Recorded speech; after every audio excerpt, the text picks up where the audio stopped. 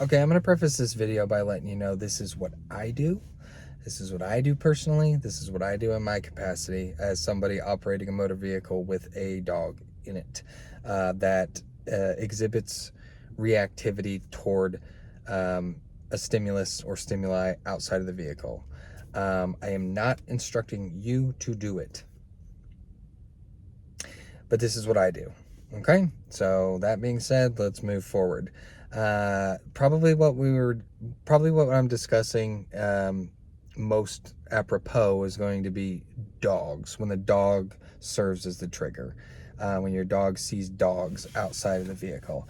A recent video I mentioned, I'm not keen on the idea of letting a dog be free in your cab or your car if they are exhibiting reactivity toward humans in the vehicle, because if you get pulled over and you have somebody in uniform approaching your vehicle, I don't think that bodes well. Your dog is going to be over threshold and it's going to be out of your control, and you're not going to be going anywhere anytime soon. Okay. So it's never happened to me before personally, but like I do think about what the fallout could be like if I was in that situation, and it gives me the heebie-jeebies. Okay. So if you have a vehicle that is large enough to accommodate putting an airline carrier or crate in, so you can condition the dog to riding in that, if that's the situation, if the dog is reactive to humans when they're in the vehicle or in general, but we're discussing the vehicle, I would do that. So if you have a truck or an SUV that can accommodate that, then I would go ahead and do that. I think this should go without saying, but I'm not an advocate of dogs riding in the bed of the truck, like in a crate or otherwise. Whatever, come for me. Don't come for me. Come for me. Whatever. But if you have space in the cab, or in that like hatch area or whatever, then I would utilize that for an airline carrier or crate if your dog is reactive toward, exhibits reactivity toward people. If you're not doing that, I mentioned before, I would condition your dog to wear a seatbelt. Use a seatbelt that is compatible with a harness. And I would also go a step further and condition your dog to be wearing a muzzle if they're reactive toward people. Okay, so for the worst case scenario that I described, take it or leave it. That's what I would do there. If you're not going to do that, and the dog is free in the cab, again, I can tell you what I do, but I'm not instructing you to do this. If the dog is free in the vehicle and I'm driving around, I've got my clicker on me. I've always got my clicker on me. I've fallen asleep with my clicker on me. I've hopped in the shower with my clicker on me before. Okay. When a stimulus materializes, when I notice a stimulus, my dog is typically going to notice the stimulus as well. So I am giving the road, like, first and foremost, my attention, my undivided attention. But when I'm driving, I notice stimuli. You have to, because you're gonna have to see when somebody's gonna like cross the street, or a ball rolls into the road, or whatever it is. Okay, like, you by default paying attention to those things as well. So when that happens, and I clock it and the dog clocks it, I click and I reach into my cup holder. I have treats or food reinforcers directly in my cup holder. It might make some of you cringe. Some of your vehicles are pristine. You can tell that mine is not. I just reach in here, I grab one, and I toss it back to him. Okay? And that doesn't take any of my awareness off of the road. This is a heck of a lot safer than texting and driving.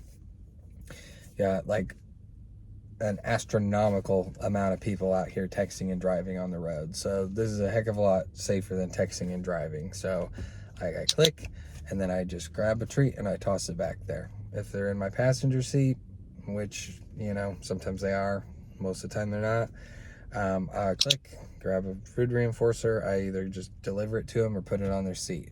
But I am not that doesn't take away from my awareness of what's going on the road and in the surroundings. If it does, then I'm not doing it. If I have somebody else in the car, then they can help me with this, so I don't have to worry about it at all.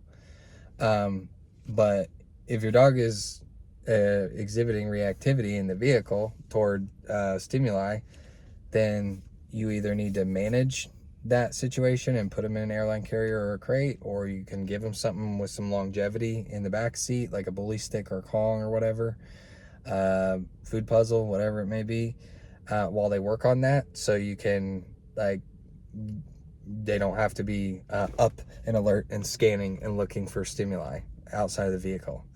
I can't guarantee that they won't get sick. Like, I can't guarantee that, like, they won't get car sick, with the implementation of food. But those are some ideas there, or those are some things that I do, and you can do with that information what you will. And then also, while we're on the topic of clickers in the vehicle, something that I practice when I do not have a dog with me in the vehicle is I will roll up to a red light. And when I am sitting there waiting on the red light to turn green, I've got my clicker ready. And when the light shifts from red to green, that's when I click. I click as soon as humanly possible to when that shift occurs.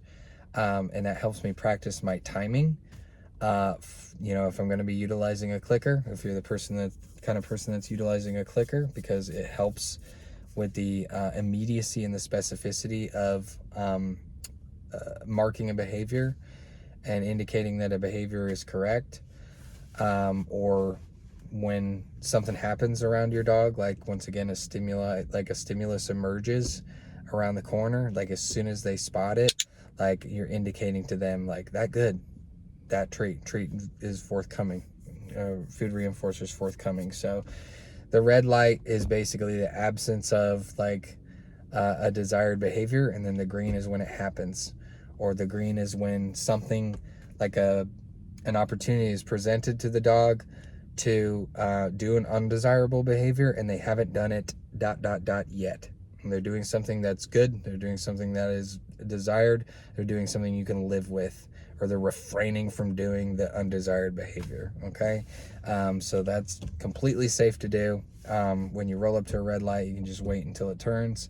You're basically like trying to click while you press the gas. Okay, so that's something that's a little nerdy thing that I do to practice my timing, because, like, I practice with my clicker every day, and I still goof on the timing. Okay, so thanks for watching. I appreciate it.